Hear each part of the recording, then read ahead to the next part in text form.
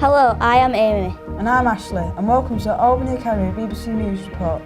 Today is Thursday, 16th of March 2017. The BBC Schools News Report was set up to help young people to learn what it is like to be a news reporter and journalist. This is the second year Albany students have taken part, and our reporters have worked hard to create 5 reports for you this year. Students researched and reported on topics of their choice. In the headlines today from the Albany Academy in Chorley. Albany is a good school, but we find out more about what makes Albany great. What's been done to save the environment? Can we do more? British Science Week has been celebrated at Albany. We find out more about what events have taken place. Do people consider how much work has been done involved into making our school dinners? We sent reporters to find out more about how our school dinners were prepared. As a nation, we love our pets, but what is the best pet and why do we love animals? Hi, I'm Jonathan and I have a special report on what Albany pupils do in our local community at Youth Council.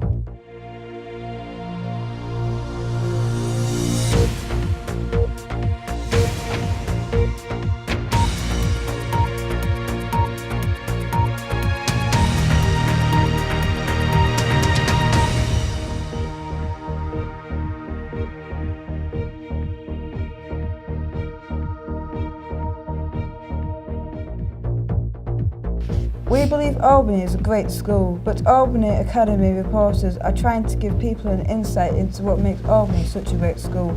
We sent reporters and our news anchor Amy to find out why Albany is such a great school. I am just starting out at Albany and I really enjoyed my time here so far, but I wanted to know why Albany is an amazing school. Today we have an exclusive interview with our head teacher, Mr. Mayland, and we also have an interview with our head boy and head girl to find out more. Hello Mr. Mayland, how are you today? Hello mate, I'm very well, thank you. That's good. Do you enjoy being head teacher at Albany? I certainly do, it's absolutely brilliant. I've been really fortunate to work in education for a good number of years now, and I've been a subject leader, I've been an assistant head teacher, I've been a deputy head teacher in different schools, and being a head teacher is absolutely the best job of any of those. Fabulous.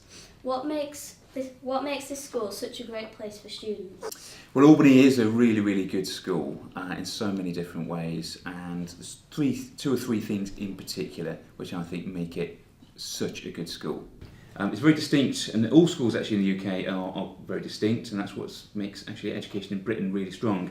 But what makes Albany distinct is it's a small school by design. And what that means is that actually all the students get to know everybody else. They know most of the other students in school and interact with those at different times, but importantly they get to know all the staff as well, and the staff get to know them really, really well. So that's really, really important.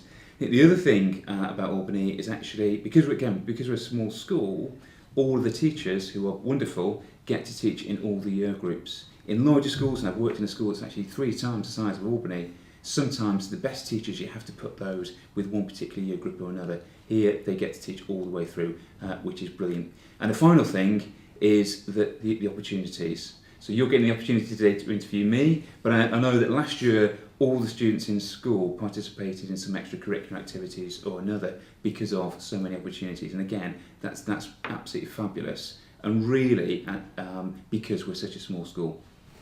How do you think the school can improve even more?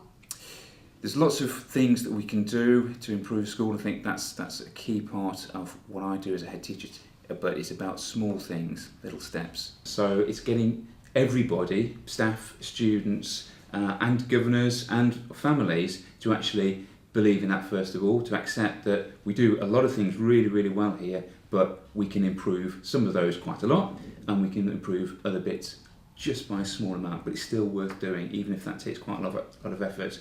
So there's improvements absolutely everywhere. And this year we've set out some really strong, clear ideas about what we want to see improved over the next 12 months. And it's not to say we're not doing these things well already, but one of those is actually the work that we do with parents. Always very, very difficult for parents to get into secondary schools, harder than it is into primary schools. So it's really important that we get our communication with parents correct. And the other big thing that we're doing this year is actually looking at a growth mindset. Because one of the things I'm very concerned about, and it's not just here but in schools across the country, is that children really struggle when it comes to very difficult exams and they get a bit stuck and they don't know what to do next. And that can happen on a day-to-day basis, but it can particularly happen when they're getting ready for their exams. So having that growth mindset, that kind of never say die, that yes, I can do better, that's absolutely essential for success, not just in education, but in future life. So that's something that we're looking to embed right across the school. What are the pros and cons of being head teacher? Well, being a head teacher is absolutely a fabulous job, like I said to you earlier. I think there are some difficulties. Sometimes it's about what I have to do every single day. It's a difficult one actually. That in some ways there aren't actually many cons to it. Every day is different, and maybe that's a difficulty because you don't. Although I've got a calendar and it's chock full of all sorts of different things, meetings and visits and all the rest of it, you never quite know what's going to happen, and different things can happen, great things and sometimes not so good things. So there's always surprises. Sometimes that can be a con. In terms of the pros, it's the opportunity, and again, in a small school as a head teacher, you get more of this. It's the opportunity to do lots of different things, and it's certainly the opportunity to work with young people. That's absolutely the number one for me. The other really great thing is actually seeing staff develop as well and improve what they're doing, and that's why really I enjoy being a head teacher as well, more than I did actually just being a head of department where I can only develop one or two people. Here, I can help and see how everybody develops, students and staff alike. And finally, what do you do to encourage teachers to make our lessons fun? Well, I think it's a really good question. I think actually lessons, it's really important that they are fun. And I think that's important. And I said to the students who are going through their option choices soon, I said what's important about your choice is that you choose the subjects that you enjoy. So I think, first of all, that's a really good question because it's really, really important that students enjoy what they're learning. In terms of what we say to staff is, it's about looking at the content, making sure that's right for everybody. So it's challenging, but it's not so challenging they don't get it, and it's so difficult that you can't actually learn that within an hour. But it's just a little bit beyond where they are. So actually it's something worth learning. It's not just sort of repetitious. So that's the main thing. But then the other thing is looking at different activities, and we share that amongst the staff on a regular basis. In individual faculties where they concentrate on very specific ones, but also across the whole school where things can be applied to everybody. So it's about those different activities, and I think the main thing is that students learn really, really well from each other. So it's having those opportunities, not just to get the expertise from the teacher, which is wonderful, but to actually learn from each other, listen to each other, speak to each other, present to each other. Those are great opportunities as well that can be applied in every single lesson. Thank you for letting me ask you those questions. You're very welcome. Thank you. So we have head boy and head girl, James and Paige, with us. We are going to talk to them about life at Albany and what makes it such a great school. Do you enjoy coming to school? Yeah, I do. I'm not the kind of person that likes sitting around doing nothing, and school adds a bit of variation to life. I mean, you come here, you see your friends, you do different activities where, so if you're at home all the time, I reckon you get bored, so coming to school makes a nice change from usual routine, so yeah, I do. What makes Albany such a great school? Compared to other schools in the area, for me it's like community. Because it's so small, some people judge that as being quite a bad thing, whereas for me I think it's a really great thing. So especially that the students have a much more close relationship with the teachers, so it's like a lot more care goes into each and every pupil. If a pupil's got like needs some help with something, a teacher and every teacher is more than willing to help because they've got a lot of time on their hands, because there's not that many students, and community. Is there a way the school can be improved? I'm a strong believer in everything can be improved. As for how, I'm not totally sure. I mean, obviously, behaviour can always be improved, standards can always be improved. But in the time I've been at this school, I've definitely seen the school go from strength to strength, and it is improving. It was a good school when I came, wouldn't have come if it wasn't, but now I think we're going to be leaving in a few months. I think we're leaving it in a much better position than how we came. And I just hope the school carries on going that way, and I'm sure it will. What have you done as head boy and head girl to improve the school? Well, this year me and James wanted to focus a lot on working really close with our senior prefects and our prefect team and getting them a lot more involved within things around the school. So with like enforcing rules. So we've been a lot more stern this year, so there's been no lenience whatsoever. Me and James have made sure that as head boy and girl, obviously we have roles which we have to fulfil, but we've also tried to delegate jobs to senior prefects and prefects to make sure that they don't feel like they're kind of being pushed aside and we're just taking everything, you know, like we're taking all the major roles. So, yeah. Thank you for letting me ask you those questions. Protecting the environment is important. We have to look after our planet, but are we doing enough? We sent reporter Chloe to find out more. Hello, my name is Chloe, and I'm here to talk to you today about the environment. We need to look after our environment, and we want to talk to you about how we can save it.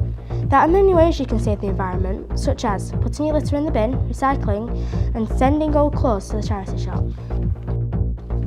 So the first person we're going to interview about the environment is Billie Jean. Hi. Hi. Why is the environment so important?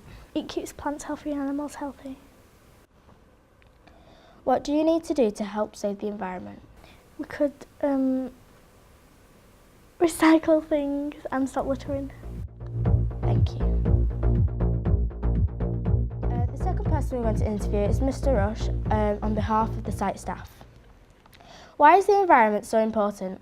Well, the environment's important because if we don't look after the environment, the planet could die. The planet is reliant on everything: the seas, the air, the sky, the grass, the trees that grow. Everything is reliant on the environment. If we don't look after it, unfortunately, the planet will only go one way. What do we need to do to help save the environment? Well, there's lots of things you can do. For a start, little things like recycling, making sure that you do that as much as you possibly can. Even down to recycling things like the clothes that you wear. If you don't need them anymore, charity shops, they'll look after them, they'll take them off you.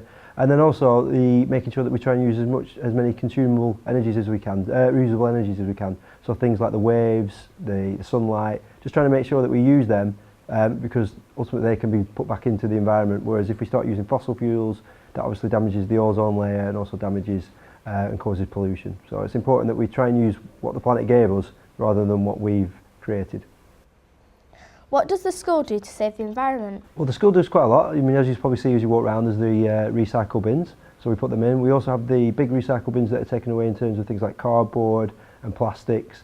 But we also, in the science department, we actually have solar panels on the roof, and all the energy that's caught by the sun's rays in them panels is actually put back into our school usage. So it actually goes towards powering some of the things that you'll use in the science department and in the school. So it just means that we're not as reliant on fossil fuels to do it. We still obviously have to, but there is we do use some reusable energy in the sun. Thank you, Mr. Rush. So, as you can see, as a school, we look after the environment and my friends do to help. So it's over to you. Look, after our planet, it needs saving. The week beginning the 6th of March was British Science Week. We want to give people more of an idea of what's happened during Albany during this week. Here are reporters Jason and Lucas with more. Hi, I'm Lucas and this is Jason. We are talking about science in school. We've taken a look at local scientists who have achieved major success in the world of science. Sir Walter Norman Hamworth was a British scientist best known for his groundbreaking work on ascorbic acid while working at the Birmingham University. He was actually born in Chorley and won a Nobel Prize in chemistry. What an amazing scientist. To mark British Science Week, we have had our own experiments on this week and our very own science mannequin challenge. We interviewed Mr. Coxon, one of our science teachers, about science, and as well as two of our Year 7 friends. Why do you like science so much? Because it's fun. You get to do things like experiments, mess with chemicals, find out how things work, look into space and look at where are the stars and what makes them, set things on fire and set people on fire sometimes. When did you start teaching science? Ooh, a long time ago. 1994. I first started teaching science over in the northeast where they had proper accents. What is the first experiment you remember doing? The first experiment as a teacher with children was a pendulum, I think, where you have a pendulum swinging and you've got to measure how long it takes for it to do one full swing, and then you change the length of the pendulum and the mast to see if it makes a difference. Yeah. Why is science good for the industry? Well, you need science in order to come up with new ideas and new materials, new ways of generating electricity. Without science, you've got no innovation to make something new. So without that, industry can't sell stuff. So. This is Charlie and this is Max, 2 Year 7 students who have been interviewed about science in school.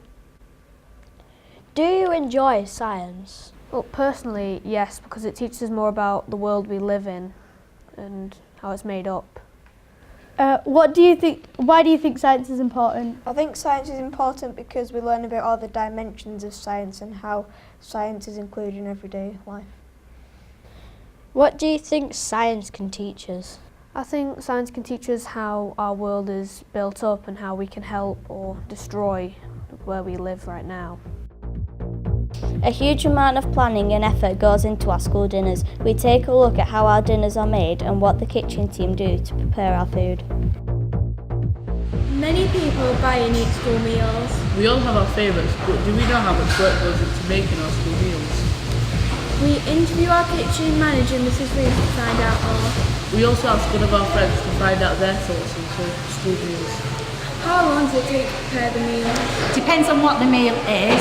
Like certain things take quite a long time because you have to seal the meat, make the sauce, and then it finished off in the steamer, obviously to be ready for when you come for your lunch. And then other things, say hot dogs, you just open the tin, empty it into the pan and eat it nearer the time. What do you have to do to make sure school meals are ready on time? Clock watching quite a lot and organisation in the kitchen.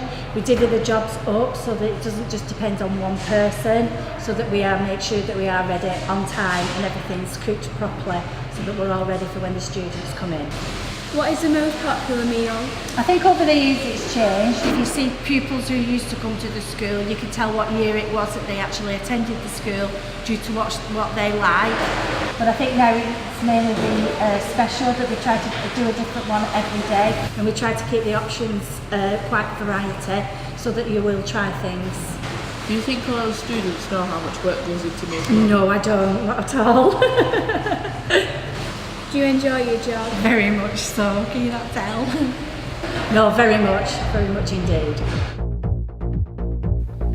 Many people love their pets. Lots of families have pets and not just cats and dogs. We sent to reporters Ella and myself to find out why people love their pets so much and what is the best pet to have.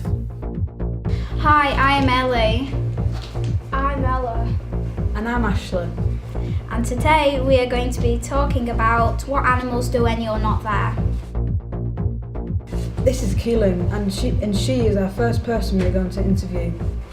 What pets do you have? I have a dog called Ozzy. What do you need to take care of them? You need to wash them and feed them and make sure they're never lonely.